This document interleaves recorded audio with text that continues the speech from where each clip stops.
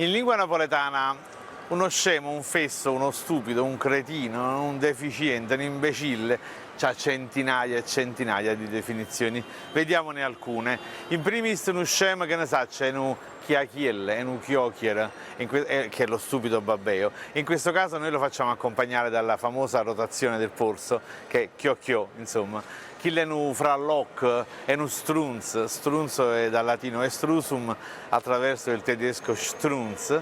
Chi è un donder? Donder sarebbe l'intronato, che è dal latino tonitus, perché è quello colpito dal tuono. Ecco, diremmo in napoletano, potremmo dire o pesci pigliate che a botte.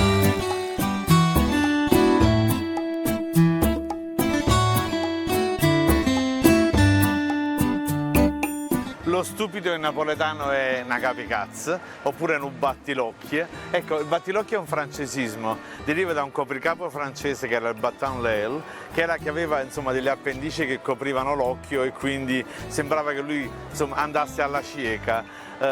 Zalanut in napoletano è zallo, la parola molto cara a Raffaele Viviani, o zal sammoc, in Mammanelle Coppe Quartiere. Zalanut è greco, da inselenito, l'uomo che ha sempre la testa nella luna, perché Selene nell'antica Grecia era la dea della luna, quindi l'uomo che si è inzalanuto, si è inselenito perché ha sempre la testa nella luna. In napoletano usceme è un abbonato. L'abbonato è quello lì che è il bonaccione, insomma lo sciocco, quello che vede il bene dappertutto, anche quando è manifesto che lo stanno fregando. Dall'ambito ortofrutticolo poi non ne parliamo proprio. Chi è un cavuliciule, è una pastanaca, è un ciotrulle, che ne so, è un puparuola. Dall'ambito culinario, delle cucine, chi è un maccarone, è un sempliciotto, come un pezzo di pasta, è un provulone, che ne so, è una purpetta, un tipo grande e grosso ma senza significato, è una rapesta, chi è un babbasone è un babà troppo cresciuto, insomma è una pasta cresciuta, quindi tutta aria.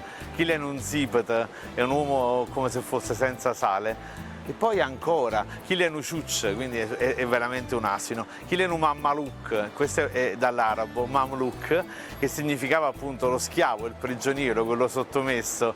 Chi è un scapucchione, è un tipo sì che è lungo, ecco, una faccia fessa a Napoli diventa un mamozzi, e questa nasce a Pozzuoli, è la corruzione di Lolliano Mavorzio, la cui statua venne trovata senza testa.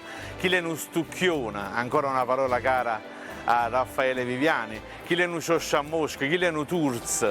Turzo è bellissimo, perché il turzo in qualche modo sarebbe il torsolo degli ortaggi, il torsolo della mela, ma in napoletano è anche un turze bot, che ne so, quello che rimane dopo l'esplosione del fuoco d'artificio. Chi è un turze pennil è quello che rimane dopo che un pennello da barba è stato lungamente usato. Ma uno dei più fantasiosi sinonimi di sciocco di babbeo, uno che non serve a niente, è tu sei l'urdumo lampione fororot.